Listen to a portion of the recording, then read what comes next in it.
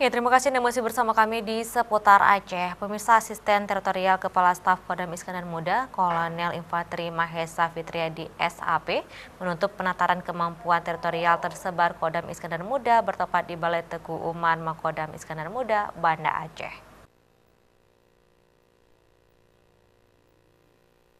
Kegiatan yang diselenggarakan selama 4 hari ini, tanggal 22 hingga 25 Oktober 2018, diikuti sebanyak 100 personil terdiri dari prajurit jajaran Kodam Iskandar Muda, Lam Tamal Sabang, dan Lanut Sultan Iskandar Muda Blang Bintang. Pangdam Iskandar Muda, Majen TNI Teguh Arif Indratmoko dalam amanatnya yang dibacakan oleh Aster Kasdam Iskandar Muda, Kolonel Infanteri Mahesa Fitriadi, mengucapkan terima kasih dan penghargaan atas partisipasi dan keseriusan para peserta dalam mengikuti kegiatan ini.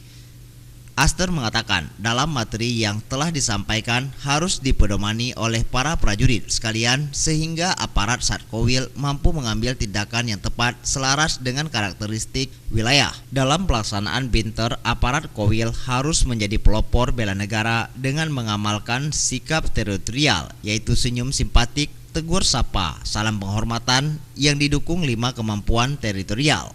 Melalui kegiatan ini diharapkan kegiatan secara terpadu antara TNI Angkatan Darat, AL hingga AU, pemerintah daerah dan instansi terkait serta seluruh komponen masyarakat dalam kegiatan pembinaan teritorial mampu memberikan nilai lebih bagi kesejahteraan masyarakat melalui karya nyata dalam membantu tugas pemerintah.